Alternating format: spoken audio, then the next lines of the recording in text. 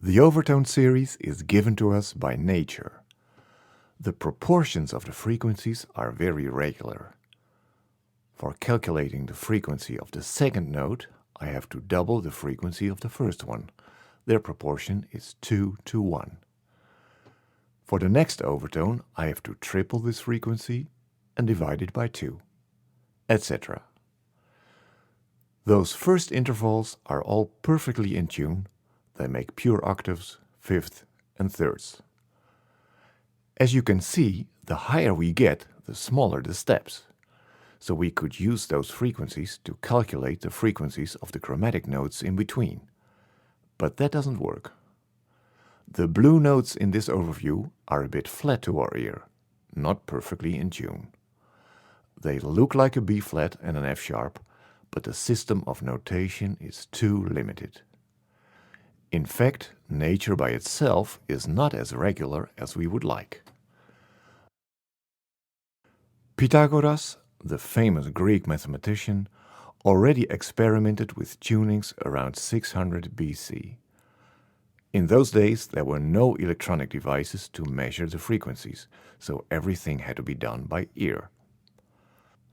In the tuning that was named after him, the piano is tuned in perfect fifth and fourth. With those intervals, it's relatively easy to hear if they are perfect or not. You simply have to listen if there is a certain swinging in the sound, until it becomes perfectly even.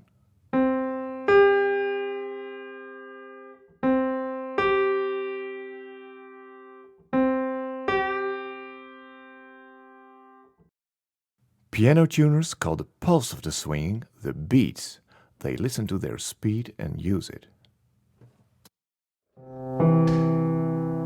You can hear the way it is set right now.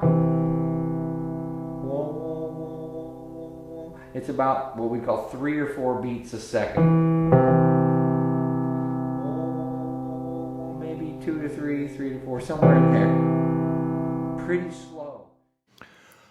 I happen to have a piano plugin called PianoTech that can be set to all kinds of historic tunings. So this is my tuning pattern, and after 12 times I covered all 12 notes. Pythagoras discovered that by tuning this way, the B sharp is not equal to the octave of a C. It is not possible to make 12 perfect fifths. It simply doesn't fit. In the Pythagorean tuning, there is always 1/5 that is terribly out of tune.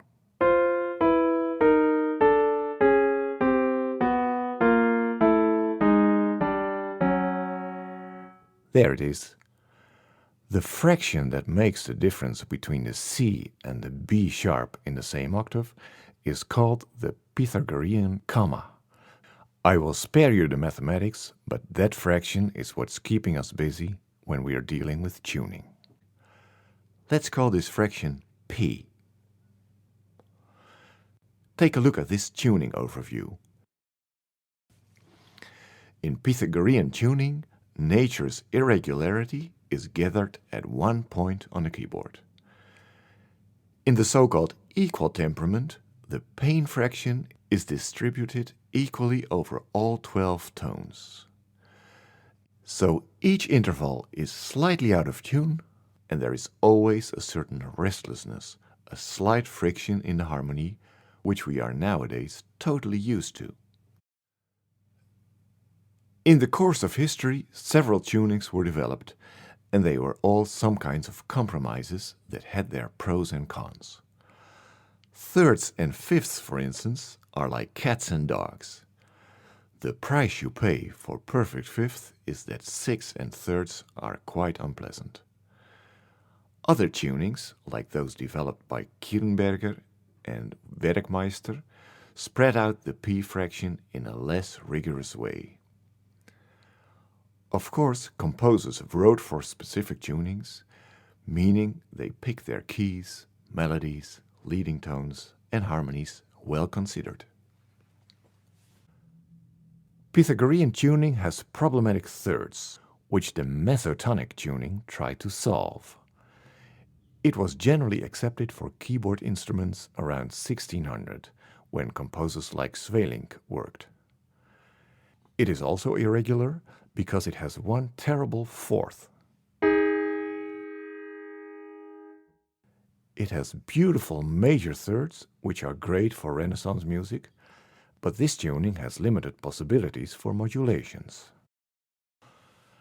Let's compare and listen to a small part of Sweelinck's Chromatic Fantasy, first in mesotonic tuning, then in equal temperament.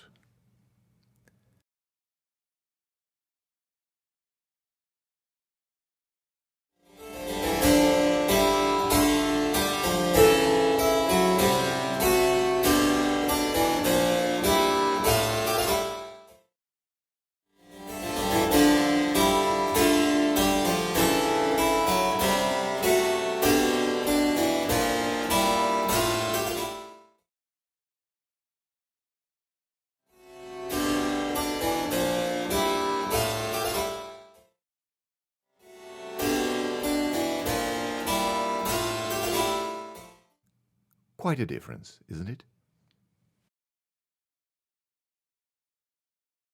Some vocal music can be sung perfectly in tune, but it is very hard to keep the pitch. The key center easily shifts if the singers are compensating to create pure chords. Basically, intonation is always working with compromises.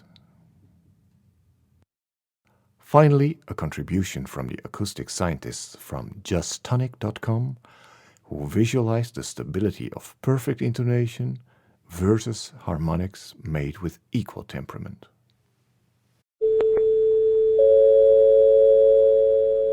This is the sound and visual image of a pure harmonic third, an A and a C sharp. This is the tempered version, as played by a modern piano or guitar, clearly out of tune.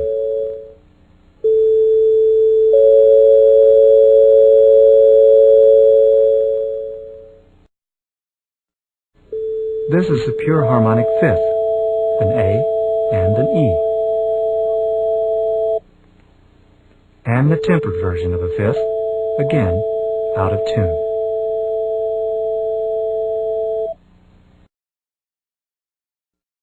When we put these mistuned tempered intervals together in a major chord, you can hear the rough and restless quality that Helmholtz referred to.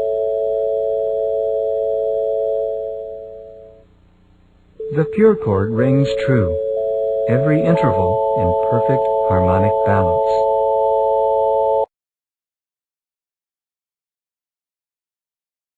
Let's hear a simple chord progression in the false, tempered tuning.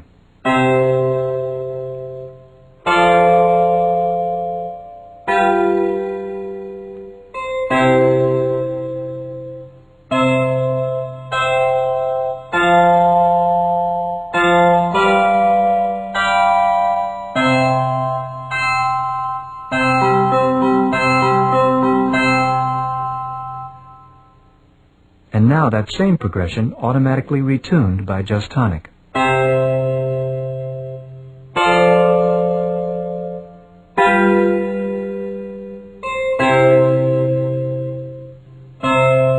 Justonic and tempered. Justonic.